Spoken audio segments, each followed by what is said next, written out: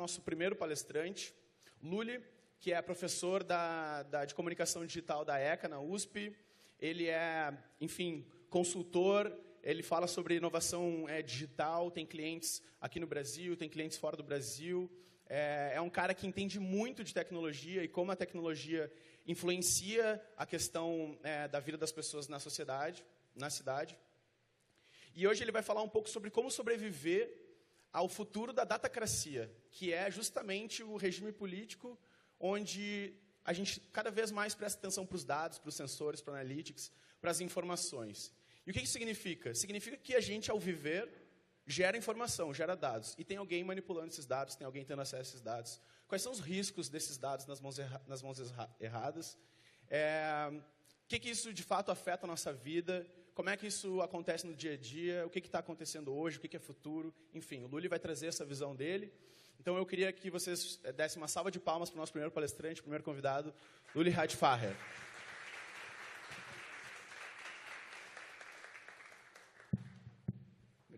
Obrigado. Bom, depois dessa apresentação eu vou embora, porque não tenho mais nada para dizer. Assim, eu agradeço muito e tal, agradeço a vocês. Bom, deixa eu começar com uma coisa mais ou menos básica, né? Quer dizer, eu não esperava isso da Red Bull. Eu não sei a imagem que vocês têm da Red Bull, mas a imagem que eu tenho da Red Bull é uma empresa que investe em esportes radicais. Eu sempre imaginei que, sei lá, eu falar num evento da Red Bull ia ser mais fácil aparecer na capa da Playboy, porque, sei lá, aos 50 até tem um corpinho. Agora, a Red Bull, a imagem que a gente tem, né, Red Bull Racing, ou skate, ou alguma coisa que assim vai envolver de alguma forma a quebra do seu pescoço. Então, a única coisa que eu posso... então, primeiro, estou impressionado, realmente muito bem impressionado, e não falaria isso de graça. Eu acho fascinante uma empresa ter esse tipo de preocupação. E, bom, e já que com 1,62 m eu não consigo entrar em nenhum esporte radical físico, o que eu pretendo fazer é torcer um pouco a cabeça de vocês, ou pelo menos aumentar um calo no lobo frontal de vocês e fazer um esporte radical mental. Vou começar do começo. Vai para Tóquio e... Você consegue diminuir um pouquinho a luz aqui? Você vai para Tóquio num sábado, você vê isto. Então, de um lado, você tem um parque super tradicional, onde senhorinhas passeiam de kimono, o imperador casa, e do outro lado você tem um lugar super moderno, em que motorista parece de luvinha branca, e as lojas são caríssimas, e no meio tem a molecada fazendo competição de cosplay. E você olha para isso, você percebe o seguinte: essas roupas não são quaisquer roupas. Qualquer pessoa que já tenha visto uma competição de cosplay sabe que ela não é uma festa do pijama, uma festa do ridículo, não é vale tudo. Existe um código, existe um sujeito, verbo, complemento nessa roupa, e essa roupa quer dizer algo. Então, se você olha para essas pessoas, você percebe o seguinte: as roupas não são mais as roupas com algo que serve para pudor ou algo que serve para proteção, mas são algo que serve para comunicação. E o equipamento eletrônico, o equipamento digital, ele está se tornando esse tipo de prótese. E esse tipo de prótese é uma prótese extremamente sutil que a gente não via e que a gente está passando a ver. E é uma transformação tão gigantesca que você não percebe, a ponto de você até se referir a ela pelos mesmos termos que você referia antes. Do mesmo jeito que a sua avó ou a sua mãe acha que você ainda é uma criança de 4 anos, de 6 anos, de 8 anos, você olha para a internet com aquele olhar libertário, bonitinho, daquela rede mundial que conectava as pessoas, e esquece que se você der uma olhada no ranking dos 100 maiores sites do mundo, os 88 primeiros, tirando a Wikipedia, são empresas privadas. O número 89 é a BBC, que é uma parceria pública-privada. E a próxima empresa pública que você vai encontrar está entre 300 e 500. Ou seja, a gente não tem mais uma rede pública, a gente tem uma grande rede de shopping centers. Quando você se manifesta no Facebook, ou quando você faz que nem a Gisele, que protesta da reserva florestal dentro do Instagram, é mais ou menos a mesma coisa que você espernear no shopping Iguatemi. Quando você olha para o Facebook e você fala assim, olha, existe esse enorme ódio social, e isso a culpa é da internet, não é do Facebook, é bobagem. A culpa é do Facebook. Se a internet é realmente livre, então por que eu não encontro pornografia, pirataria e pedofilia, os 3 P's na internet, dentro do Facebook? E se o Facebook é capaz de filtrar essas 3 coisas, e peito de mulher e qualquer outra coisa, por que o Facebook não filtra discurso de ódio? Por que o Facebook deixa alguém falar do Bolsonaro? Por que o Facebook deixa alguém falar contra negros, gays, mulheres ou qualquer outra coisa e não deixa peito? Porque o Facebook é uma empresa privada que não tem nada a ver com o Código Civil, faz o que bem entende e ganha muito dinheiro com o discurso de ódio. Mas vamos para o começo. Antigamente, você trabalhava com a máquina. E você podia dizer que você estava online, offline. Vocês não lembram disso? Isso é um mundo muito antigo. Antes de 1997, 98, você podia desligar o computador. Era uma coisa muito louca. Assim, o computador estava na sua casa, você desligava, e você saía do escritório, você estava longe do computador e tal. Quando surgiram as primeiras máquinas móveis, as pessoas olhavam e falavam, nossa, que chique, ele tem um notebook. Mas era uma coisa distante. O tempo passou e, de repente, você passou a trabalhar com o computador.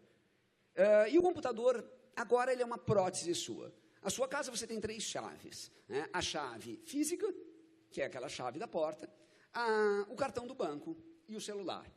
Se você sai da sua casa e esqueceu a chave, você vai passar o dia inteiro um pouco preocupado. Se você sai de casa e esqueceu o cartão do banco, você vai passar o dia inteiro enchendo a paciência dos outros para pegar um pouco de dinheiro emprestado. Se sai da casa e esqueceu o celular, você volta para casa. Você não vive mais sem o celular você acorda com ele, você dorme com ele, você passa o dia inteiro com ele, se você acordar às 3h30 da manhã para ir no banheiro, você dá uma olhadinha nele. Então, o celular virou a sua prótese, você vive em simbiose com ele, não é mais um computador. Ele é algo tão importante quanto uma perna mecânica, um olho mecânico, só que ele é a sua sociedade mecânica, sua prótese social ali dentro. E você não notou essa diferença. E a diferença que está acontecendo agora é que a gente está pensando a mudar para viver dentro da máquina. Dentro da máquina é aquele momento em que você começa a ter a internet permeada na sociedade de tal forma que o ônibus está chegando num horário por causa da rede. Porque a mercadoria no supermercado usa vários sistemas conectados para chegar ali. E quando você compra uma garrafa de suco de laranja no supermercado, você passou por 17 ou 18 tipos de sistemas digitais diferentes e você nem se deu conta deles. Nesse momento, você passa a viver dentro da máquina. E viver dentro da máquina é muito mais complicado do que ter uma prótese na máquina. Se o Facebook era racista, ou machista, ou qualquer outra porcaria, homofóbico, sei lá, e ele estivesse nos anos 80, você desligava a máquina, pronto. Imagina se o Photoshop fosse machista. Você desligava o Photoshop e azar.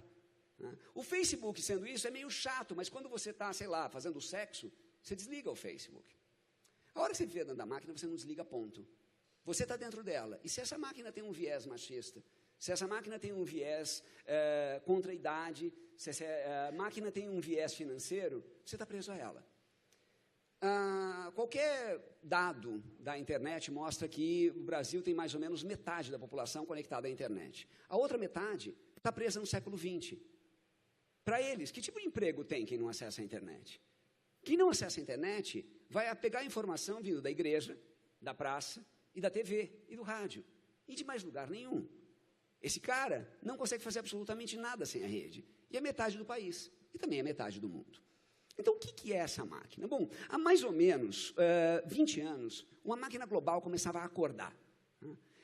A gente tinha vários computadores, e deixa eu explicar para vocês o que é um sistema emergente. É uma coisa muito simples. Pensa no trânsito. Se um extraterrestre passa sobre o planeta Terra, ele vai achar que nas grandes cidades existe um superorganismo que acorda em 2 horas do dia, e depois ele morre. Porque olha para o trânsito não está em nenhum carro, o trânsito não está em nenhuma rua, o trânsito não está em nenhum lugar, e de repente o trânsito aparece, e ele desaparece. O trânsito está em todos os carros, mas a hora que todos os carros se mexem juntos, ele aparece, e depois ele some. A internet é um sistema emergente como o trânsito, como vida, como um conjunto de pássaros voando juntos. É um sistema que era um monte de máquinas, e ela não está em nenhuma dessas máquinas.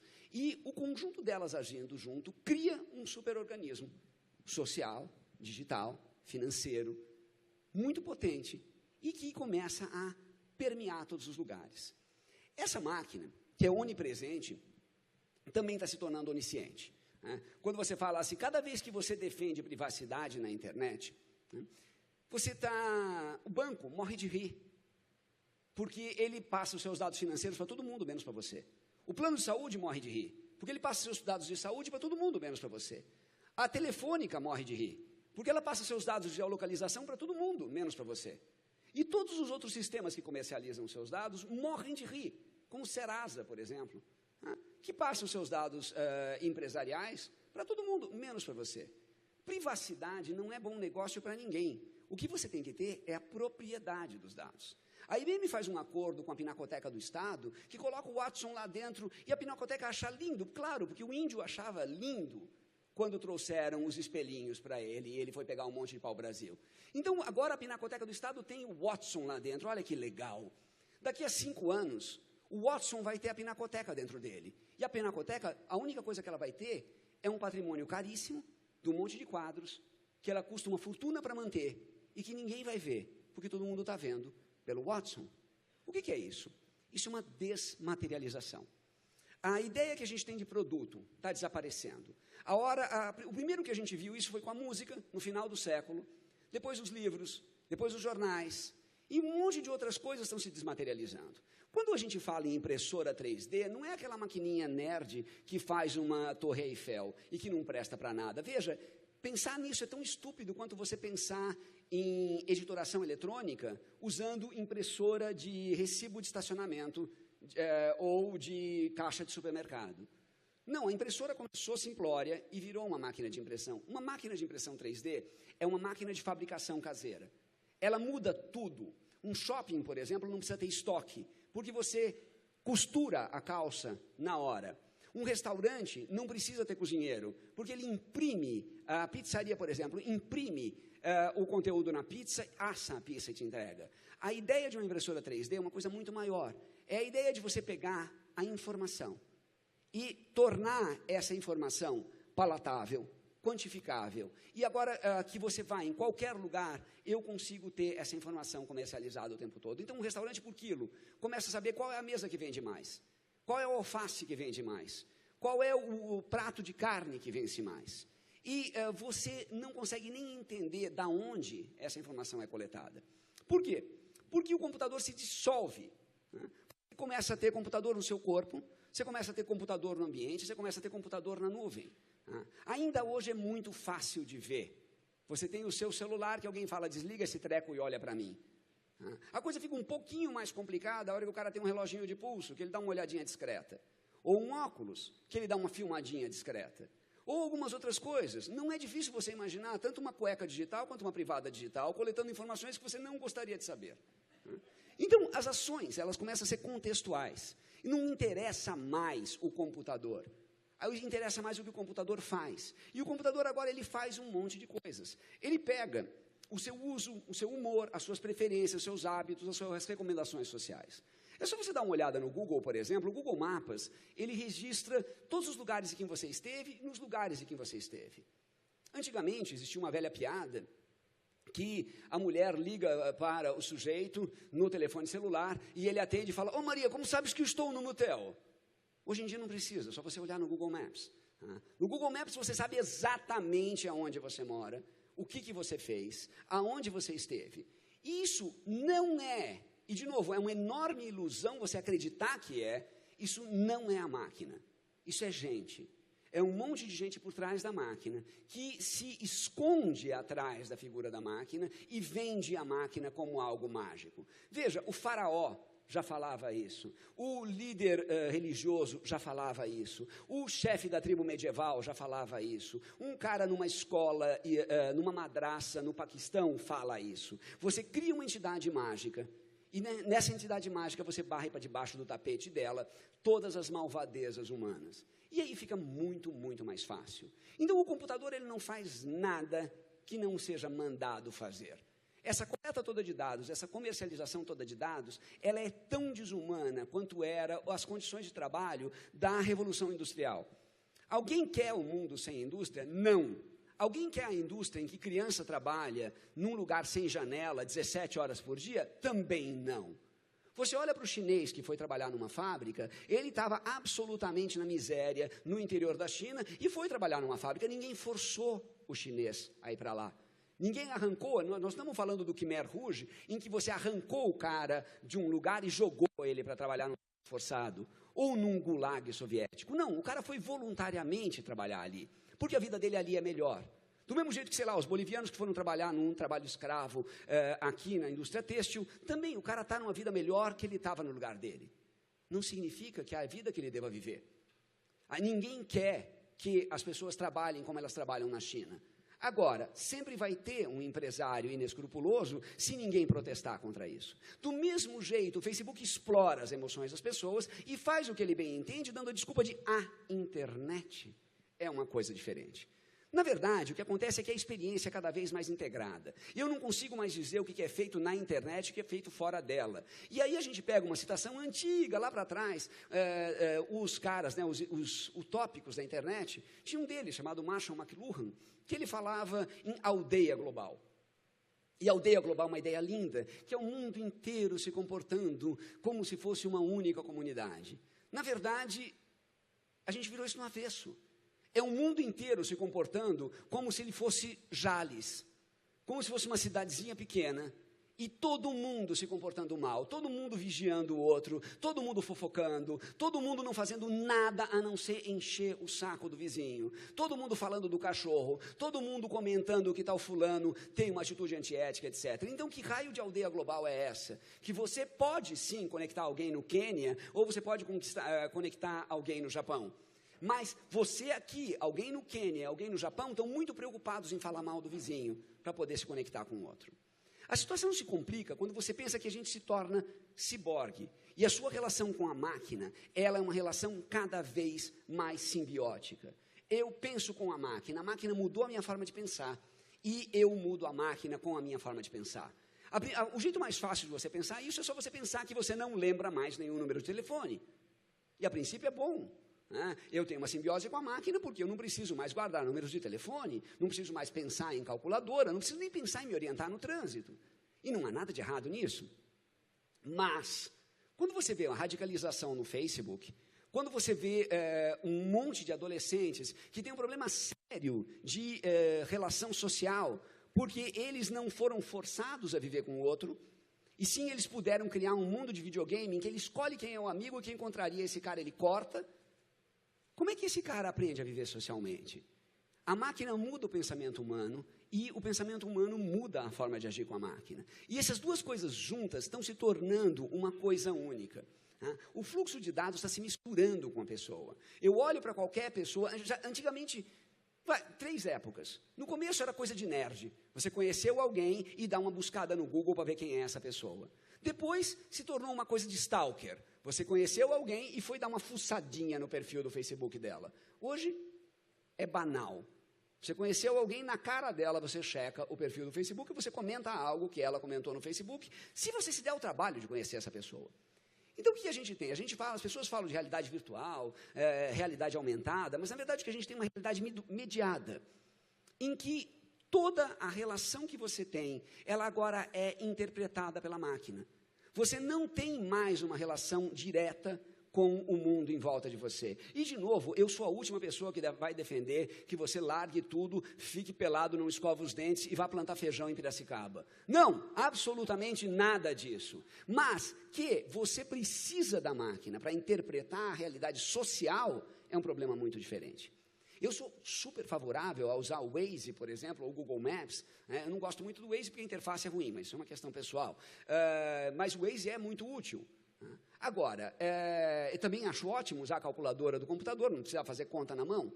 Agora, é muito diferente disso eu depender de certas coisas. Muita gente, existem alguns pesquisadores que colocam a culpa da crise econômica de 2008 no fato das pessoas começarem a usar demais planilhas de cálculo e começarem a trabalhar com abstração em cima de outra, em cima de outra, em cima de outra, e não perceberem que o fator VDM, ou seja, o fator vai dar merda, estava crescendo até chegar em 250%. Então, na verdade, essa relação que a gente tem com a máquina, ela não precisa ser física, contanto que ela seja funcional. Eu não preciso ter uma prótese real, eu não preciso ter uma substituição da minha perna. O óculos do Google, ele tinha só 2 grandes problemas. Um, ele era um óculos. 2, ele era do Google. Fora isso, ele era um ótimo produto. Por que o problema é ser um óculos? Porque o óculos está enfiado na sua cara, você vai mexer nele o tempo todo. E 2, o Google faz qualquer coisa. Então, o óculos do Google é uma coisa um pouco complicada, porque, assim, eu quero checar um e-mail ou ver um vídeo de gatinhos, ou procurar um mapa. Um óculos que me dá tudo é muito complicado. Agora, se não fosse o óculos, e se não fosse do Google, estaria muito melhor resolvido. Por exemplo, a Oakley faz um óculos conectado que te dá um GPS a hora que você está praticando aquela modalidade de suicídio chamada de snowboard. E funciona super bem, porque ninguém vai ver um vídeo de gatos, nem ligar para a mãe a hora que você está descendo uma parede de gelo a 70 km por hora. Então, o que a gente precisa pensar, e que a gente não pensa, é que a internet não é uma força da natureza. A internet é uma construção humana, com objetivos humanos. E a única coisa que você deve fazer, claro, é legal saber Python, é legal saber estruturas de Big Data Analytics, mas muito antes disso, muito mais fácil que isso, aquilo que a gente sabe mexer com qualquer mídia, é você olhar e falar, peraí, qual é a intenção desse cara? Como é que esse cara ganha dinheiro? Então, quando você olha, por exemplo, um político, vamos pensar, você olha um Bolsonaro, a preocupação não é o Bolsonaro, é pensar assim, quem financia o Bolsonaro? Porque tem muito a ganhar com as ideias dele. Não é alguém que detesta mulher ou detesta gay ou qualquer coisa disso. Não, é alguém que detesta índio, porque vai poder comer um pedaço da floresta. É alguém que detesta a restrição à arma, porque vai poder vender mais bala.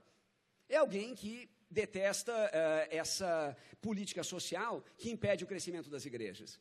São essas forças que estão por trás dele, e é muito fácil ler o Bolsonaro assim. Do mesmo jeito que é muito fácil ver outros políticos menos extremos do que o Bolsonaro. João Dória é um ótimo exemplo. Então, a gente não tem uma força da natureza, porque força da natureza é uma grandeza inevitável. Uma das coisas mais simples você tem que aprender, uma das coisas mais simples para você ler o mundo digital é você aprender a diferenciar problema de mistério. Mistério é mágica, não tem saída. Problema tem solução. A igreja fala, desde o começo dos tempos, eis o mistério da fé. Porque se ela falasse que era o problema da fé, já estaria resolvido. Então, o refúgio no mistério, nesse pensamento mágico, é uma regressão infantil. Só criança e índio tem o Deus da chuva. Só criança realmente acredita sinceramente que porque vestiu uma camisa verde o Brasil ganhou. O resto das pessoas até assume isso como uma fraqueza moral, mas não assume isso como uma realidade total. Você sabe muito bem que você pode até conversar com o seu carro para a gasolina não acabar, mas o seu carro é um psicopata e é um canalha, porque a gasolina vai acabar ou não, independente do que você disser para ele. Então, o que é o digital? O digital é uma representação do real. E como uma representação do real, ele é uma representação da estrutura que está ali. E aonde o cara, veja, uma frase muito comum em código aberto é, quando você não paga pelo produto, você é o produto. E é muito fácil você perceber, então, que por que Google é de graça, Facebook é de graça, etc. Porque eles estão comercializando você. Então, informação hoje não é mais poder. O que é poder é critério. Porque eles perceberam que a informação era tão gratuita, tão fácil, que agora eu preciso aprender a selecionar. Na União Soviética, você controlava a informação. Não deu muito certo. Na China, até hoje, eles estão tentando. Uma coisa muito mais inteligente é você mentir descaradamente. Se você hoje abre o Google e procura se fumar dá câncer, você vai encontrar que parte das respostas é claro que sim, idiota, e parte das respostas é há controvérsias, que é tudo que um fumante precisa ver. Se você procurar que aquecimento global está sendo causado pelas indústrias, parte vai dizer claro que sim, idiota, e parte vai dizer, não, veja, a Terra esquenta de vez em quando. Que é tudo que precisa aquele cara que quer comprar um terceiro carro para o segurança do filho usar no dia de rodízio. Então, quando você olha para o Facebook, você percebe o seguinte, o Facebook é um lugar que pratica um relativismo moral muito grande. Tá? O Facebook não é um órgão público e o Facebook, acima de tudo, não é a internet. Por quê? Porque ele tem uma visão de mundo e ele trabalha uma política que a gente chama uma política de entretenimento. Entretenimento é uma palavra que a gente pensa muito pouco a respeito. O que é entretenimento? Vamos pegar em espanhol, mas poderia ser em português. Entreter, ou em espanhol, entretenir. Entreter é manter dentro. Então vamos imaginar o seguinte, você tem um tio que é homofóbico, e você acha o cara um escroto, mas sua mãe não está em casa, e seu tio foi lá em casa, e a sua mãe pediu para você entreter o seu tio. Entreter não é educar, entreter não é informar, entreter é manter dentro, é não incomodar, não desagradar. E aí, o seu tio, por acaso, ele teve um problema para chegar na sua casa, porque ele teve que atravessar uma parada gay. E, se não fosse aqueles malditos viados, ele teria chegado a tempo. E você, E você não pode, veja, a sua função é entreter, então você não pode desagradá-lo, e você reforça a visão de mundo de quem você entretém. Agora, imagine o seguinte, as pessoas passam não 15 minutos na frente da televisão, elas passam horas e horas e horas vendo notícia em cima daquilo que foi feito para entretê-las. E elas têm uma visão de mundo que é cada vez mais o reflexo da vida delas. Então, se você não gosta muito de cachorro, você começa a ver cachorro, como todo mundo, de repente você para de ver cachorro e não tem cachorro no seu mundo. Eu sou ciclista, não tenho uma relação meio, vamos dizer, carnal com cachorros. Né? Você para de ver cachorro. De repente você tem um vídeo em que um cachorro se dá um pouco mal, e você, sei lá, curtiu ou compartilhou. De repente você começa a ver pessoas torturando cachorros, você acha absolutamente normal. Eu falo isso porque isso é bem evidente, mas é muito mais fácil você imaginar que o que leva alguém a, sei lá, a fazer um atentado violento ao pudor dentro de um ônibus, em cima de uma mulher. Isso não é só... Se isso fosse um defeito mental do indivíduo, a gente entenderia muito bem. Existem casos de pessoas com doenças mentais que têm comportamentos sexuais desviantes. E a gente até perdoa um pouco, relativiza essas pessoas. Quando a gente vê casos que nem o caso do cara que avançou em cima da mulher no ônibus, a gente percebe que o problema não é pessoal, mas é social.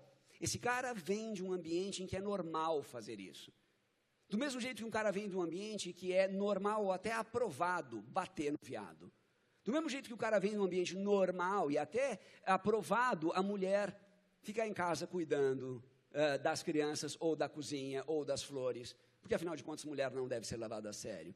Quando o cara está numa câmara de eco, em que ele ouve isso o tempo todo, e ele passa a acreditar que isso é normal, você começa a ter um mundo bárbaro, em que aquele que concorda com você é do seu grupo, e aquele que discorda de você é um bárbaro, e o bárbaro ele deve ser combatido. Bárbaro a origem da palavra bárbaro é aquele que não fala a sua língua. E você começa a se proteger contra as invasões bárbaras. E, obviamente, como todo mundo concorda com você, você vai bater naquele que discorda. E o resultado disso é muito triste, porque tudo é cada vez mais só. Tudo que a gente vê dentro da mídia social é individual. É muito pouco aprendido. Eu compartilho tudo, mas eu não leio nada. Eu compartilho até antes mesmo de ler. É a famosa frase que a gente atribui ao Silvio Santos, que é eu não li, mas é muito bom. E que todo mundo faz. E que você não pensa muito a respeito, você está compartilhando porque os outros estão compartilhando. E, de novo, se você compartilhar algo que é levemente desviante, você pode compartilhar, você pode gerar uma coisa por um sistema emergente que seja enormemente desviante. O que está acontecendo? A gente está pensando de um jeito diferente. A tecnologia é uma ferramenta que está gerando uma relação diferente. A internet que foi imaginada nos anos 90 é muito diferente da internet hoje. Do mesmo jeito que a pornografia dos anos 80 é muito diferente da pornografia hoje. Pornografia hoje vicia, sim, e cria problemas sexuais do tipo disfunção erétil em menino de 13 anos. Por quê? Porque a quantidade de vídeos e o conteúdo extremo desses vídeos é muito maior do que cabia numa revista nos anos 80. Do mesmo jeito que a cannabis de hoje é muito diferente da maconha dos anos 80. Porque engenharia genética e um investimento pesado na química do traficante e do produtor faz com que a maconha de hoje sim vicie e sim mate. Diferente daquela palha que se fumava nos anos 60. A internet é muito diferente da internet libertária que conectava o mundo. Ela faz mal. E ela, se não for bem usada, ela sim pode criar problemas de depressão. Talvez não em você, que é um velho, mas aquele que tem menos de 17 pode ter um problema muito sério com isso. Vamos lembrar que a gente só inventou 5 produtos até agora. Tá? Desde a grande virada digital, a gente só inventou o PC, o notebook, o console, o smartphone e tablet.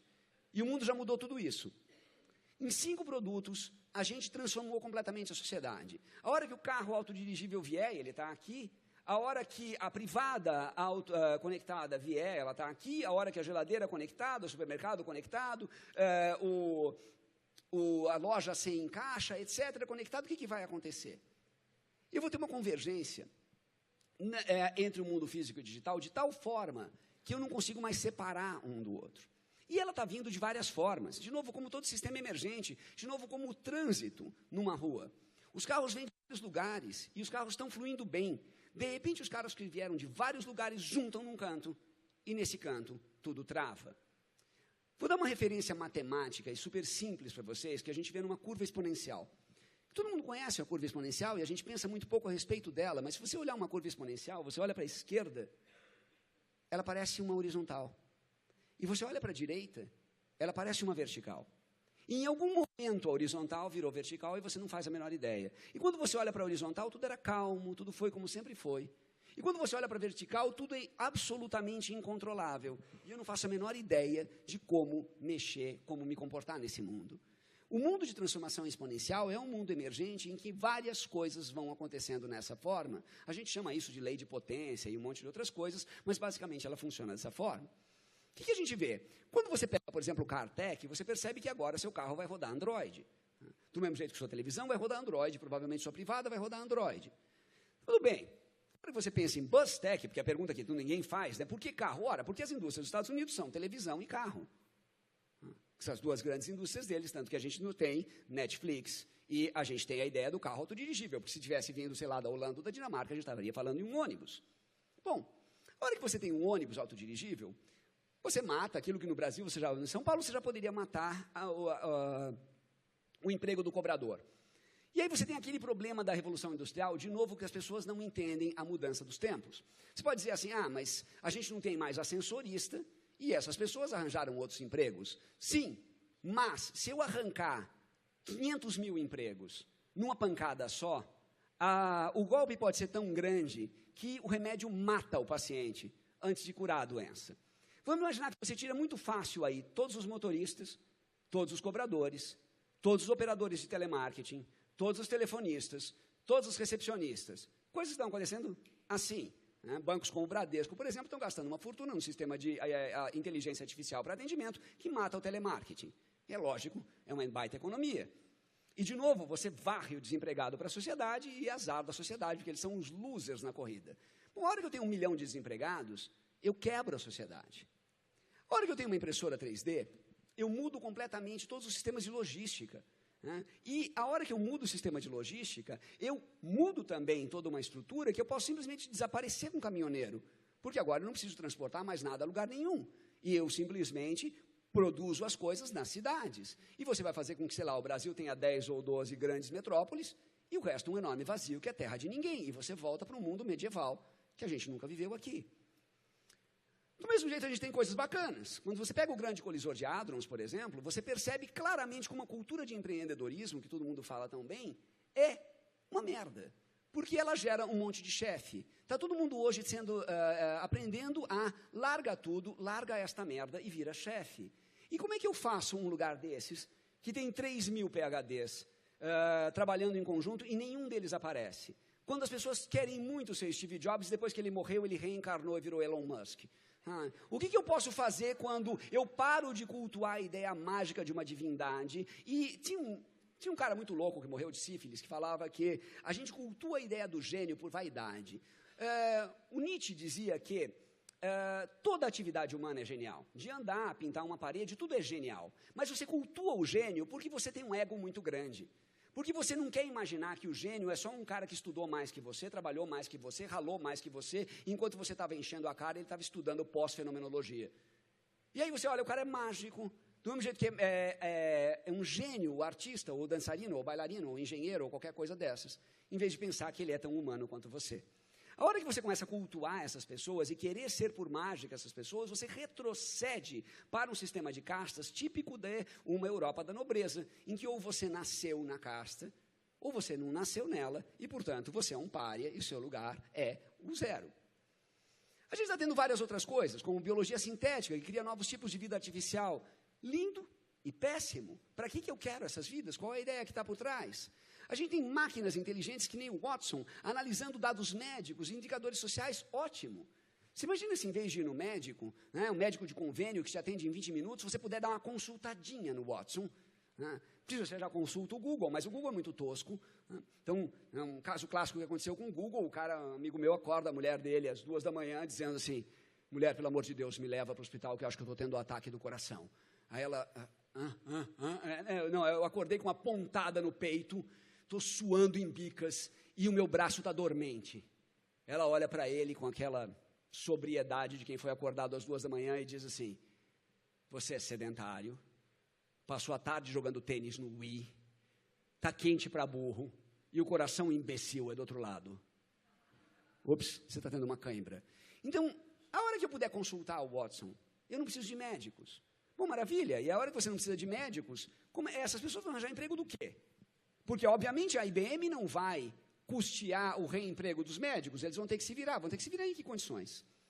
A gente está migrando para um ambiente que eu vou ter internet de tudo, que é isso que na ECA a gente chama de datacracia. A ideia de datacracia, ela pode ser tanto um regime positivo, quanto um regime negativo. Tá? É um regime baseado em dados. Se esses dados são usados para melhorar a sua vida, para melhorar a vida de todos, para diminuir a desigualdade social e para melhorar a qualidade de vida, lindo. Se esses dados são feitos para garantir privilégios e deixar algumas pessoas muito melhores do que outras, isso aqui é tão bom quanto o regime que está acontecendo na Venezuela. Então, o que eu devo esperar desse mundo? Como é que eu posso migrar nesse mundo? Do jeito que algumas coisas são feitas hoje, é meio bizarro. Se você pensar, por exemplo, o metrô de Londres terceirizou todas as operações para o sistema Azure da Microsoft. Notícia como essa, né? Você ouve uma notícia dessa e fala assim, ok, notícia tão banal que você não para pensar. Né? Só que se você parar para pensar, você percebe o seguinte, que o principal centro comercial de um país terceirizou a sua inteligência para uma empresa de outro país, que tem uma relação extremamente escusa e feia com o sistema de inteligência das agências de vigilância. E agora, a NSA sabe tudo o que está acontecendo em Londres. E faz uma enorme vigilância de Londres, que talvez não use isso para uma operação militar, mas certamente vai usar isso para uma operação comercial. Porque do mesmo jeito que a Microsoft dá os dados para a NSA, quem diz que a NSA não dá os dados para a Microsoft? E, de repente, você começa a ver um monte de empresas inglesas morrendo só porque o metrô de Londres terceirizou o know-how para uma empresa americana. Enfim, nos próximos anos, a gente vai ter 3 bilhões de novos usuários. Cada pessoa contribuindo mais, cada pessoa demandando mais. Ou a gente vai ter 3 bilhões de pessoas que contribuem para a internet. E quando contribuem para a internet, pensem em Wikipedia. Ou a gente vai ter 3 bilhões de pessoas que fazem selfies, que fazem nudes, que fazem vídeos de si mesmo em primeira pessoa no YouTube, que ligam a GoPro virada para si próprios para fazer algum monte de coisas, e que passam o dia fofocando e falando dos outros no Facebook. E maravilha, 3 bilhões de pessoas na internet não melhorou 1 centímetro, pelo menos só piorou. Ou a gente pode ter uma coisa positiva. Essa mudança, com certeza, vai ser enorme. Por enquanto, eu tenho metade do mundo e já é enorme. A hora que eu tiver 2/3, 3/4 do mundo, eu vou transformar a indústria, eu vou mudar a política e eu vou promover setores completos de uma vez só. Hoje ainda é muito fácil, você briga com a Airbnb, briga com o Uber. A hora que você tiver 17, ou 35, ou 80 serviços desses acontecendo ao mesmo tempo, você nem vai saber com quem brigar. Na verdade, ninguém leva a sério uma nova interação até que chega um momento que não dá mais para ignorar. Vocês não são dessa época, mas já teve uma época que as pessoas diziam, olha, eu não vou usar computador. Depois tinha uma época que as pessoas diziam, eu não vou usar notebook. Depois tinha uma época que as pessoas diziam, eu não vou usar celular. Depois teve uma época que as pessoas diziam, eu não vou usar Facebook. Depois teve uma época que as pessoas diziam, eu não vou usar o WhatsApp. E, de repente, aquela pessoa que, sei lá, tinha algum motivo para não usar A ou B, se tornou uma coisa tão estranha que a primeira pergunta que você faz é, mas por quê? Você não usar o WhatsApp é a mesma coisa que você não fazer a barba? Por que você não faz isso? Na verdade, a revolução que a gente tem é uma revolução cognitiva. A gente adora dizer que a gente teve crises, né? Crise na educação, na imprensa, na medicina, no direito. O que são essas empresas? O que são esses grupos de pensar? São são formas de pensar o mundo. Educação ajuda você a pensar diferente, imprensa ajuda você a orientar o seu pensamento, medicina ajuda você a pensar o corpo, direito ajuda você a pensar em sociedade, e todas essas mudanças são mudanças que estão sendo transformadas silenciosamente pela internet. Computação, a gente não pode esquecer, é antropocêntrica. Se um alien passa sobre o planeta, de novo, ele reconhece o trânsito, ele também entende uma fazenda, mas ele não é capaz de entender código. Big Data não é Big Oil. As pessoas adoram falar Big Data, você pensa em Big Pharma ou Big Oil. Não, veja, Facebook é como um boteco. Ele não tem nada lá, a não ser o que você foi lá e colocou. A hora que todo mundo para de colocar, a gente sabe o nome disso, é Orkut. Ele morre.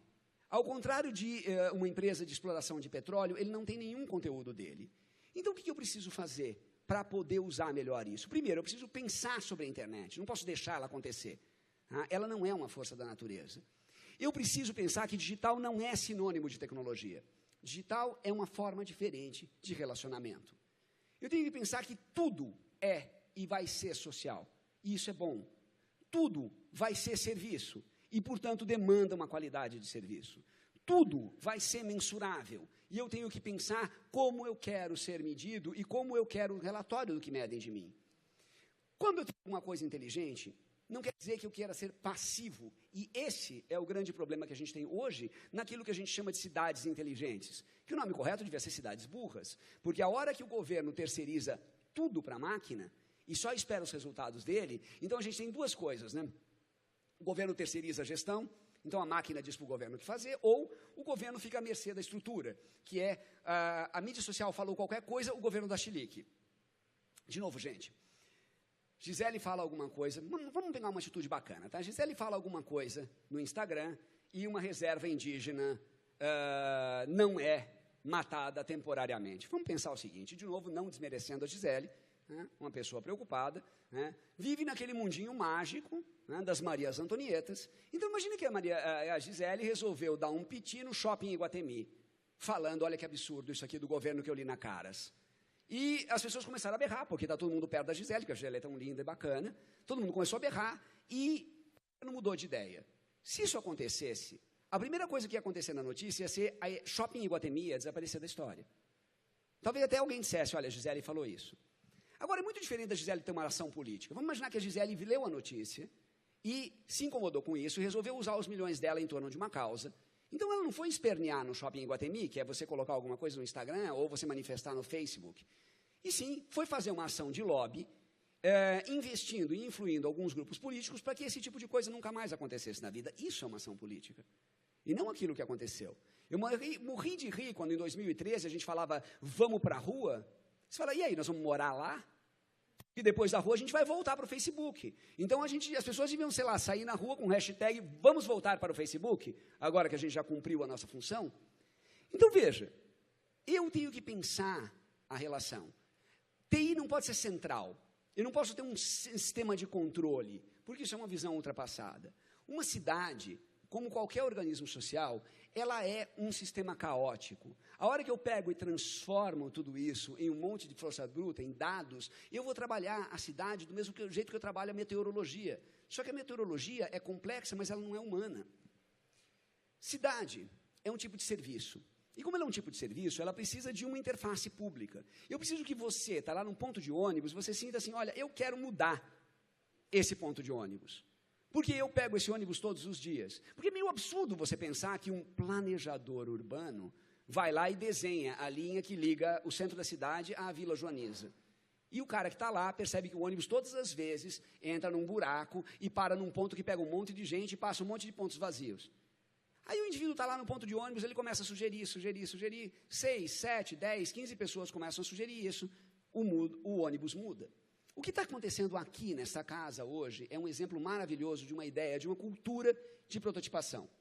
Cultura de prototipação, ela tem que ir além do egoísmo empreendedor. Porque, de novo, o grande problema do empreendedor é o psicopata, alguns psicopatas, o psicopata do Elon Musk, o psicopata do Steve Jobs e outros vários psicopatas, que quando o cara morre, ai meu Deus do céu. Foi fantástico isso, né? O Steve Jobs morreu, 8 jornalistas ligaram na minha casa. Eu falei assim, cara, olha, 1, eu não tenho ações da Apple. 2, eu não sou parente do cara. 3, eu tenho um pâncreas, mas não sei em que lado fica. Por que você está perguntando a minha opinião? Minha opinião é absolutamente irrelevante. Né? E outra coisa, só um cara morreu. Aí você percebe o seguinte, quem é o Tim Cook, que é o cara que substituiu o Steve Jobs? Era o cara da logística da Apple. E o que a Apple virou? A Apple virou uma máquina de produzir iPhone e entregar iPhone para todo mundo. E ela entregou muito bem. Então, o grande erro de quem pensa em tecnologia e critica a tecnologia é que a hora que você fala mal do Facebook, sempre tem um imbecil a levantar a mão e dizer assim, mas com o Facebook eu encontrei a minha tia que eu não via há 17 anos. A minha resposta sempre é, sim, mas a que custo? O chinês que saiu da miséria e foi trabalhar na fábrica da Apple, em Shenzhen, ele saiu da miséria, mas a que custo? os caras da Revolução Industrial, há 250 anos atrás, que foram trabalhar naquelas fábricas miseráveis, eles estavam melhor do que eles estavam no campo passando fome. A que custo? Se a indústria automobilística não tivesse freio, até hoje a gente estava com carros sem freio, com gasolina poluidora, fazendo um enorme de um barulho, andando em alta velocidade pela cidade. E a gente colocou um monte de restrições para a indústria automobilística e vende esse carro como nunca. Então, a ideia da cultura crítica não é dizer eu quero um mundo sem Facebook, mas eu quero que o Facebook largue a mão de ser hipócrita. Porque das duas, uma, ou o Facebook é o Shopping Iguatemi, e se é o Shopping Iguatemi, então ele tem que ter controle de pornografia, pedofilia, etc., que ele já tem, mas também tem que ter controle de discurso de ódio e qualquer outra coisa que vá contra o Código Civil. Vamos lembrar o seguinte, a sua liberdade de expressão acaba quando ela atinge a liberdade do próximo. Então, eu não tenho liberdade para mandar matar índio. Isso não é liberdade, isso é agressão e eu preciso ser punido por isso. Então, ou o Facebook se comporta de verdade, ou o Facebook reconhece que a internet é incontrolável, então a gente vai começar a ver vídeo de criança pelada lá dentro. Tá? Porque ou o Facebook é como a Deep Web, ou o Facebook é como o Shopping Iguatemi. Agora, hoje, ele é como o Shopping Iguatemi e toda vez que alguém aperta ele, ele fala, mas não dá para controlar. O Google fez isso. No Reino Unido, vários anunciantes, Samsung, Volkswagen, etc., começaram a ver, no pré-roll do vídeo do YouTube, começaram a ver vídeos de propaganda do Estado Islâmico. E, primeiro, acho que foi a Samsung, sei lá, uma das empresas, foi lá, reclamou com o Google, falou, olha, isso aqui é um absurdo, corta isso, para com isso. Aí os caras falaram, não, mas é internet, não posso fazer nada, é orgânico, milhões de vídeos são subidos por dia, todo aquele blá blá blá que você já conhece. O cara ficou furioso, falou, é? Então eu não anuncio mais. E, de novo, como bom menino mimado, o Google falou, azar, tem um monte de gente na fila. Tá? Você não anuncia, os outros anunciam, beleza. E outros pararam de anunciar. E em menos de 2 semanas, o YouTube, no Reino Unido, tomou um prejuízo financeiro tão violento, que ele falou, desculpa, não tem mais vídeo do Estado Islâmico nos vídeos de vocês, tá bom? Quer dizer, então dava para controlar. A questão é, a gente está tão fascinado com o espelhinho, a gente está tão fascinado com a miçanga que estão dando para a gente, que a gente está esquecendo do custo que é pago por isso. Então, o que eu preciso ser para poder pensar nisso? Eu preciso ser generalista e pragmático. Não dá mais para ser especialista e não dá para acreditar que a máquina redentora, como uma coisa religiosa, venha nos salvar. Eu preciso pensar que é demorado. Nos anos 90, a gente já falava em escritório sem papel, e até hoje a primeira coisa que você compra quando compra um computador ainda é uma impressora. Eu não tenho medo da revolução da inteligência artificial, porque elas serão lideradas por impressoras, e impressoras nunca funcionam.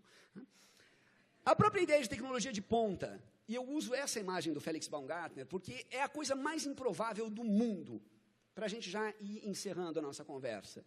Veja, base jumping é uma modalidade de suicídio. E aí você pegou um suicida, porque o suicida do base jumping, como um bom suicida, ele não quer morrer, ele quer aparecer. Então ele pula, tenta morrer de novo, um dia ele consegue. Né? E você pega um dos maiores suicidas do mundo e fala assim, olha, quer pular da estratosfera? Aí você precisa ser muito louco, o cara fala, beleza, eu quero. Né? E aí colocaram um monte de sensor nele e ele pulou da estratosfera. Veja, eu não posso fazer isso na NASA, porque eu não posso falar para um militar isso, porque o militar vai interpretar isso como ordem. Mas no ambiente civil eu posso. E o resultado é que a quantidade de sensores que colocaram no corpo dele ajudaram a avançar a ciência, a biologia, em pesquisas que a gente imagina que o impacto disso são 10 anos ou mais de evolução.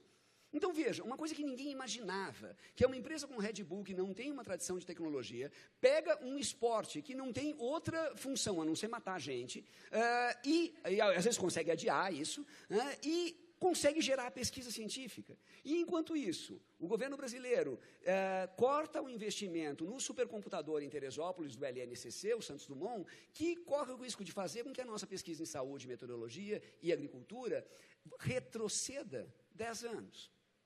Em resumo, você está no meio da exponencial. O degrau é muito alto para você descer dela. E para frente, tudo parece uma vertical. Quando você olha para trás, tudo era tão sereno. Como é que eu vim parar aqui? A única recomendação que eu posso dar para você é uma recomendação que, obviamente, eu tirei de um meme na internet, mas que eu uso ele só pela metade. Porque se eu usar ele por inteiro, eu não vou conseguir explicar direito. E ele é simplesmente, acalme-se. E acalme-se e não faça mais porra nenhuma, porque keep calm and porra nenhuma. Porque se você se acalmar e for fazer outra coisa, você não está se acalmando, você está multitarefando. Então você tem que acalmar e retroceder. Todo mundo está falando que você dá um passo à frente, dá um passo atrás. Será que cultuar a figura do Elon Musk é saudável?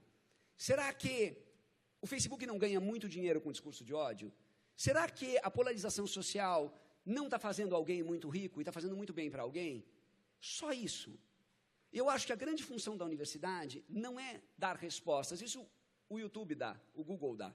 Né? Você quer trocar o colinho da torneira, é só perguntar para o YouTube. Eu outro dia perguntei e deu super certo. A função da universidade e a função da pesquisa é gerar perguntas. É fazer com que você saia com perguntas daqui. E você aborde o mundo com uma visão filosófica, de questioná-lo. Porque a hora que você questiona, talvez você chegue à conclusão que as coisas não são definitivas. E se elas não são definitivas, elas podem mudar. E como a gente fala em filosofia zen, o caminho de 10 mil passos começa com 1. Muito obrigado.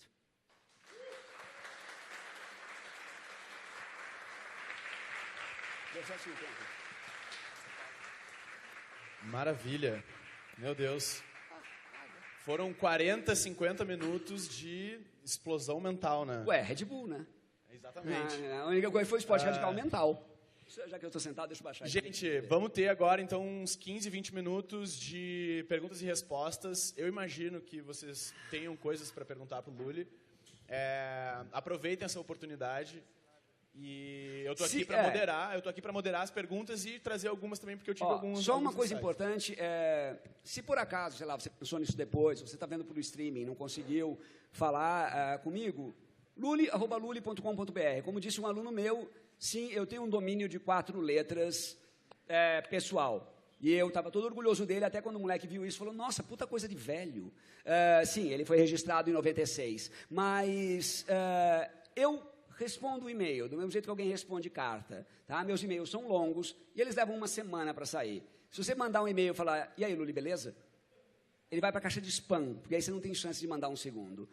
Agora, eu estou super à disposição, eu acho que a função da universidade é receber e é trocar ideia. Bom, e como a gente tem pouco tempo, parece que 20 minutos é bastante coisa, mas é pouco tempo, eu peço, por favor, que quem for fazer pergunta, façam perguntas objetivas. E perguntas, não comentários. Tem a galera que faz 5 minutos de comentário e fala, não, mas era só um comentário mesmo. Então, procurem fazer perguntas. Eu vou começar puxando uma aqui enquanto vocês organizam o raciocínio de vocês e formulam a pergunta. Lully, muitas coisas, né? Você trouxe muitos aspectos diferentes da perspectiva de como a tecnologia pode influenciar ou não a nossa vida. Mas uma das coisas que eu queria ouvir você falar mais é um paradoxo que a gente vive mental, que é a busca pelo universalismo e pela diversidade. Desde sempre existiu um interesse muito grande, principalmente da raça humana, de ter uma língua comum, de ter uma moeda comum, de viver do mesmo jeito. E a gente, cada vez mais, migra para um discurso de diversidade, onde a gente tem que respeitar a individualidade das pessoas e a existência única de cada uma delas. Como é que isso vive dentro do mercado, dentro da datacracia aplicada ao mercado? Então, vamos lá. Eu acho que, assim, primeiro, o ser humano ele é um descendente do macaco pelado da savana. Tá? Então, ele tem um comportamento tribal. Você, desde criança, aprende a valorizar aqueles que são parecidos com você. Isso é uma tendência natural. E a função da sociedade é combater essa tendência natural. Porque se a gente fosse seguir a tendência natural, seria a lei da selva. Então, é a lei do mais forte, cada um sai batendo em todo mundo. Então, sim, você tem uma tendência a valorizar o próximo. Mas é muito engraçado, porque esse seu paradoxo, na verdade, a resposta está dentro dele. Eu só vou conseguir ter uma condição universal a hora que eu conseguir ter acesso à diferença.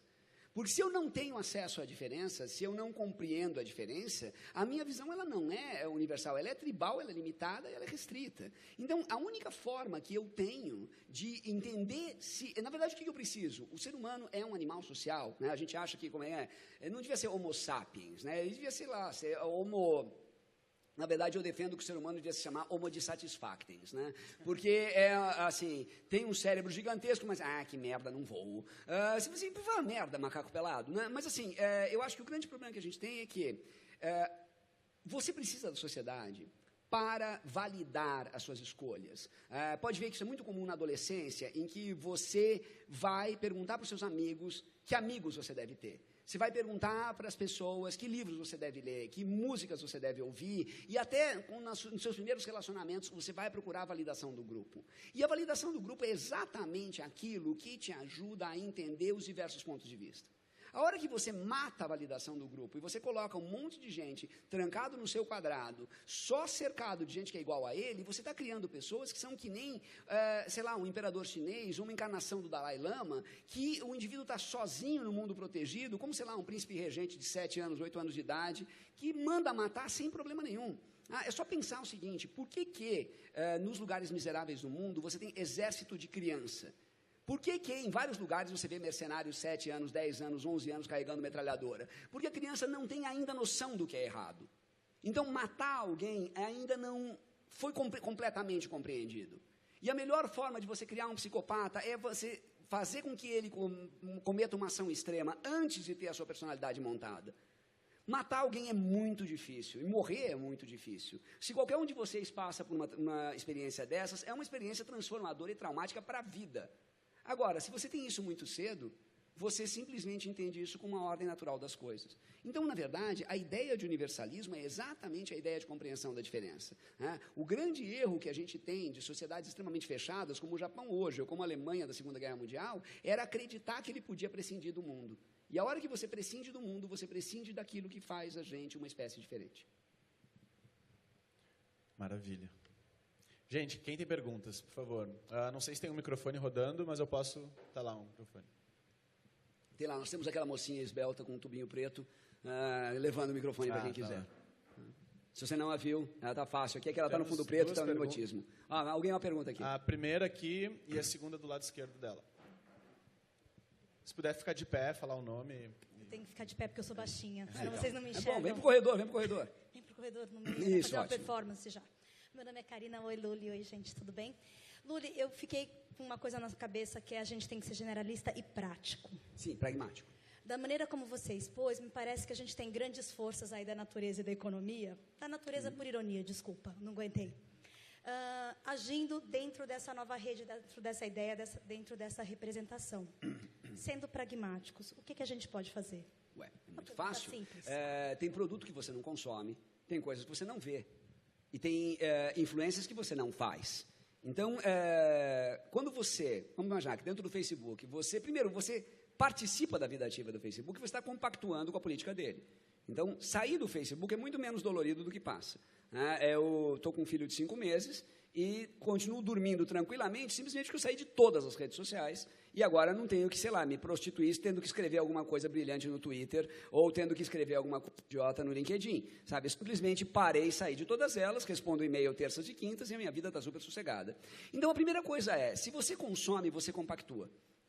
A primeira coisa que você pode fazer é parar de consumir. E a segunda coisa é consumir de uma forma inteligente que você para de contribuir ali dentro. Então, você viu uma coisa que te choca, você não distribui, você cala, você mata essa coisa, que é o que a gente faz quando a gente ouve coisas chocantes. E você começa a promover em grupos de pessoas atitudes externas a isso. Criar um grupo dentro do Facebook é a coisa mais estúpida que tem. É que nem você dizer, não vou mais no shopping e vou só lá para encontrar meus amigos e almoçar lá e discutir lá como eu não vou mais no shopping. Então, quer dizer, a primeira coisa que tem que fazer é começar a sair dos grandes monopólios. A gente fala da rede mundial, mas se eu tirar 5 propriedades particulares da sua rede mundial, você não sabe nem por onde começar. Tira da rede mundial o Google, e com Google, YouTube e Android. Microsoft, com ela Skype. Apple, e com ela o iOS. Pronto, você já não tem mais telefone. Facebook.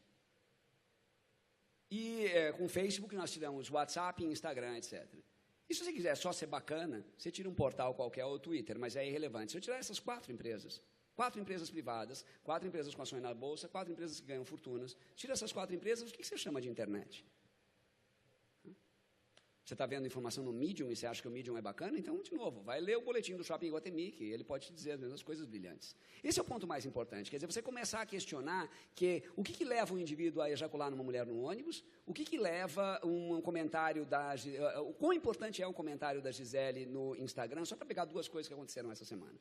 E a hora que você começa a questionar o uso, Né? E você pode até continuar usando, ou usar menos, falar menos de si próprio na rede, tirar um monte de coisas particulares suas da rede. Imagina, de novo, tem uma criança de 5 meses, ele tem 0 perfis sociais. Quando eu estou com ele, eu não estou com um smartphone, para que eu possa explorar, ter a melhor experiência possível com ele. Ou vou ficar dividindo a vida entre ele e Candy Crush. Não faz o menor sentido. Então, acho que a primeira coisa é essa, é você começar a fazer uma leitura crítica da mídia. Do mesmo jeito que a gente aqui, pessoas esclarecidas, a gente não respeita aquele cara que pega toda a informação que ele viu da Veja e da Globo. A gente está fazendo a mesma coisa, só que com o Facebook e o Google. Não é diferente. Temos uma pergunta no meio ali, a próxima pessoa aqui. Tá ligado isso aqui? Oi, prazer. Meu nome é Eduarda, obrigada pela palestra, muito bom. Eu trabalho com comunicação, a gente tem falado muito lá na agência sobre blockchains. E eu queria saber a tua opinião sobre isso, queria entender até que lado isso é pragmático, é de alguma forma alguém querendo quebrar o código, ou se é mais do mesmo, já é a indústria se reinventando. Bom, a blockchain é muito legal, né? E eu posso dizer com conhecimento de causa, porque ao contrário de um monte de nerd que fala que Bitcoin é o futuro, eu tenho dinheiro em Bitcoin há mais ou menos uns 4 anos e vamos dizer que o melhor investimento do Banco Itaú até agora, nesse ano, rendeu 10%. E o Bitcoin em 3 dias rendeu 32%. Então, eu sei disso e eu benefício disso. Agora, se você pensar assim, blockchain é o futuro, em termos, e de novo, em termos, porque tudo é bom e ruim. Do mesmo jeito que você fala assim, a liberação da maconha é bom ou ruim, em termos.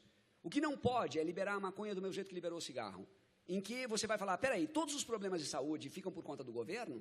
Ou eu vou liberar a maconha, mas qualquer problema que as pessoas tiverem já é automaticamente encargo da empresa que vai lucrar com isso. A mesma coisa o blockchain. Então, eu vou liberar o blockchain, ótimo. Blockchain, primeira coisa, blockchain, a tecnologia que está por trás, Bitcoin, todas as moedas, cripto, né? Não é anônimo. Se eu sei uma ponta, eu sei a outra. 2, não é apagável. Então, se alguma coisa está registrada no blockchain, ela não some. 3, ela é eterna.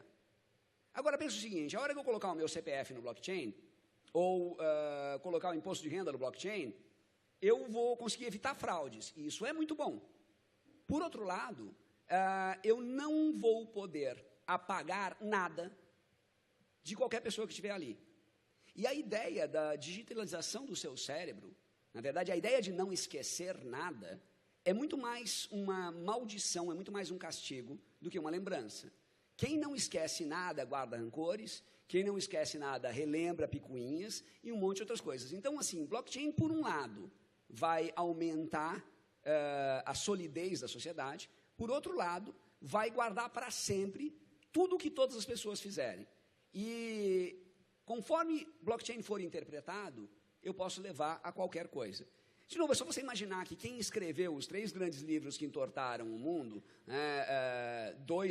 um bem cedo, que era o Velho Testamento, depois um outro um pouco mais novo, que é o Novo Testamento, que foi relido e traduzido 800 anos mais tarde como o Corão, essas pessoas vão dizer que elas não tinham más ideias. Elas queriam melhorar o mundo. O problema é a interpretação que você faz desses textos. Eu sempre digo que se você está sóbrio, um poste de luz serve como iluminação. Se você está bêbado, ele serve de apoio. E o que está acontecendo com a tecnologia é isso, a gente está se apoiando nela, em vez de pensar como ela pode melhorar a vida. Oi, deixa eu fazer uma pergunta sobre Big Data. Tá. Que esse negócio de coletar informações, tal, aonde vai as informações? Eu fico imaginando, daqui 1 ano, 2 anos, quando nós tivermos os wearables totalmente incorporados ao nosso corpo, e essas informações vão estar em tempo real, que nem sobre a sua saúde. Será que não tem que ter uma lei, alguma coisa que pare com esse negócio de as pessoas quererem saber qual é o seu estado de saúde, qual todos os tipos de informação? Porque eu acho estranho, sei lá, você vai entrar numa empresa, você tem um tipo de doença, por exemplo. Aí a empresa fala assim, não quero essa pessoa porque ele tem esse perfil, ele não vai ser capaz de executar alguma coisa. Então, é uma coisa que muito me incomoda. Porque, tipo, eu trabalho com wearables desde 2005. Certo. E é uma coisa que sempre me incomodou. Onde iriam essas informações? Então, vamos lá. Primeira coisa, quer dizer, eu sou velho a ponto de ter feito sexo antes de descobrirem uma coisa chamada AIDS. E em 1985, 86 e tal, um monte de gente estava muito preocupada porque todo mundo tinha que fazer o exame da AIDS, porque você, afinal de contas, tem ou não tem, você não faz a menor ideia, né? Inclusive, as pessoas não sabiam nem direito como era transmitido e tal, e camisinha era uma coisa, sei lá, estranha. E aí, eu lembro que muita gente tinha medo de fazer o teste. Eu falei, velho, a ignorância não é uma bênção, a ignorância é uma maldição. Ou você tem ou não tem. E se você faz o teste, você já sabe, primeiro, que você não tem, a partir de agora você começa a se cuidar, ou você tem, e, portanto, também, agora, a partir de agora, você começa a se cuidar. A questão é que não dá para você limitar a coleta de dados. Não dá, por quê? Porque sempre vai ter alguém que vai coletar. E se você colocar por força de lei, impedir isso, você vai, na verdade, alimentar um gigantesco mercado negro de tráfico de informação. Então, assim, a prostituição existe porque existe o consumidor de prostituição. Tá? A partir do instante que ninguém mais quisesse puta, não teria mais prostituição, não teria mais tráfico de gente, porque que adianta aquele monte de mulher lá se ninguém quer nada com elas? Então, a mesma coisa é a seguinte, sempre vai ter alguém querendo os dados. Então, uma solução completamente diferente do que a restrição aos dados, porque isso só estimula o crime, é você dar acesso a todo mundo. Então, você sabe, quais são todos os dados que existem a seu respeito. 2, você pode se pronunciar a respeito de todos os dados que existem a seu respeito. 3, você pode questionar abertamente alguém que consultou os seus dados, e você sabe quem consultou os seus dados, porque a gente pode até dizer, você entra no LinkedIn, por exemplo, olha, fulano olhou o seu perfil. Então, quer dizer, você pode questionar, você consultou os meus dados e você rejeitou a minha entrada nessa empresa. Por quê? Aí você move uma ação legal contra esse cara. 1, 2, 3, 5 ações legais, depois, rapidamente, as pessoas aprendem a se comportar ou elas passam a se vender como uma empresa que não olha. Porque não adianta não olhar. De novo, a ignorância nunca será uma bênção. Então, se eu tenho a chance de olhar, eu vou olhar. Então, não olhar não é uma prática. A prática é, eu quero ter acesso às minhas informações. Por que toda vez que eu preencho uma ficha para um banco, um seguro ou qualquer informação financeira, essas pessoas têm o meu credit score e eu não tenho? E sei lá, vamos imaginar que é uma coisa muito comum, morreu alguém na família ou teve algum problema de saúde imprevisto e você passou 8 ou 10 anos numa crise financeira. Por que isso tem que marcar você para a vida? Por que, quando você tira uma carta de motorista, o número que aparece lá é o seu CPF, que é a sua identidade financeira? Por que a sua identidade financeira está ligada a outras identidades que você tem, sendo que ela só deveria dizer respeito ao financeiro e ela deveria entender o contexto? Então, na verdade, o que a gente tem hoje é que alguns vêm, outros não. E isso cria um desequilíbrio de informação muito grande. A partir do instante que todos vêm, e todos podem opinar sobre todos virem, então todo mundo sabe que viu. Eu vi que você olhou. Você muda completamente. Na verdade, a gente chama isso de empoderamento. E a gente não faz empoderamento. Veja, para dar um exemplo de Fórmula 1, já que a Red Bull patrocina uma dessas, corrida de Fórmula 1 na chuva é a pior coisa do mundo. Porque está todo mundo, tirando os suicidas tipo Ayrton Senna, está todo mundo andando devagarinho para não morrer. E é uma merda de corrida. Ninguém quer a corrida de Fórmula 1, só que ela é super bacana com as equipes ruins.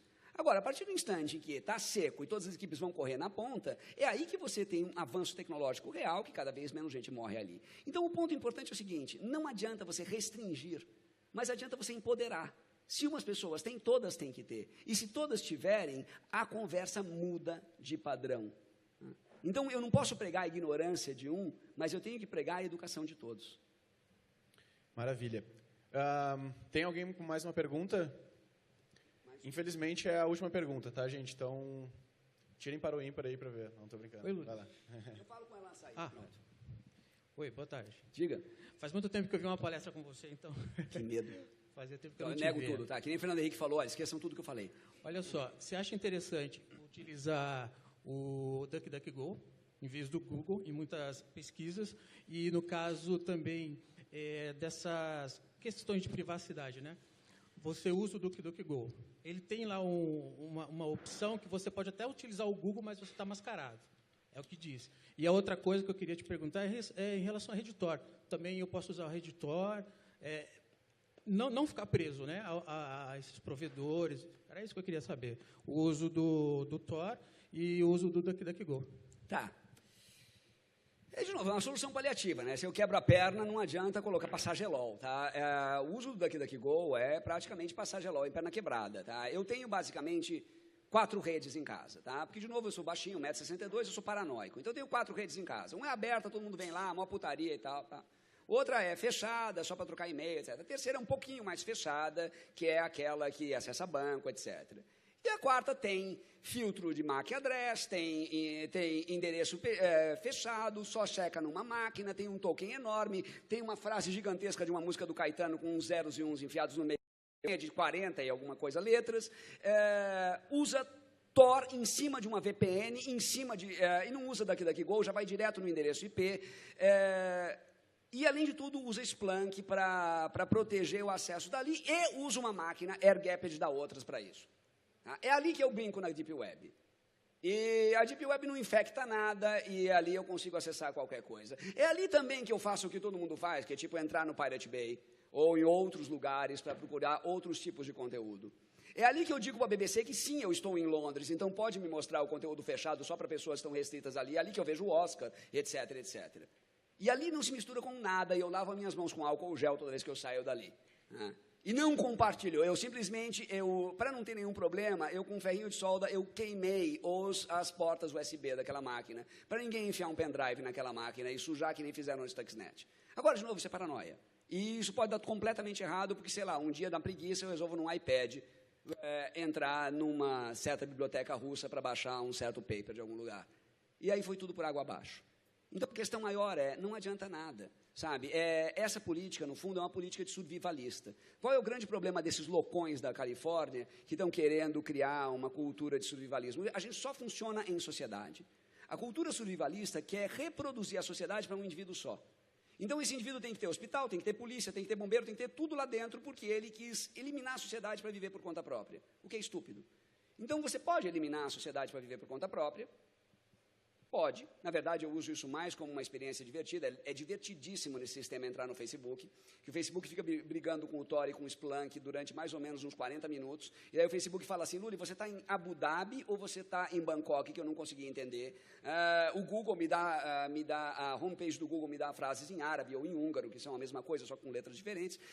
Agora, não adianta, porque nesse momento eu sou um survivalista, que estou cozinhando a minha própria comida e cuidando das minhas próprias feridas. O que eu tenho que fazer é exigir como sociedade que eu possa usar o Google sem medo. Porque, no fundo, é essa a diferença. Enquanto que na Holanda todo mundo anda de bicicleta sem medo e até esquece de trancar a bicicleta, se a bicicleta não for muito de ponta, aqui você anda de bicicleta praticamente armado, caso uma SUV resolva, num ambiente assim super tolerante como o Jardim América, resolva subir na contramão pela ciclovia. A questão é essa. Não adianta você ser forte ou você andar com uma marreta para bater em cada carro, quebrar espelhinho, etc. É estúpido. O que adianta é você demandar da sociedade que você não se preocupe com isso. Senão, a gente está sempre culpando a vítima. Não é correta a sociedade que, de alguma forma, penaliza a mulher por andar com a roupa que ela quiser na hora que ela quiser. Não é correta. Não é correta a sociedade que, nem que não critique, mas que fale, porra, meu, que falta de noção, você foi entrar numa ocupação às 3h30 da manhã usando esse vestidinho. Não é correta. Se eu tenho a Declaração Universal dos Direitos Humanos valendo, significa que eu posso andar do jeito que eu quiser, onde eu quiser, contanto que eu não ofenda o próximo. Ou seja, não posso entrar com a camiseta do Palmeiras na torcida do Corinthians. Porque aí sim eu fiz por merecer, porque afinal de contas eu estou fazendo uma clara provocação. Agora, se eu estou andando com roupa curta, ou se eu, Lula, estou andando de saia, tanto faz. Então, o ponto mais importante é, ou eu demando à sociedade inteira que se comporte como isso, ou vai ser a lei do mais forte. E sempre vai ter alguém mais forte que você.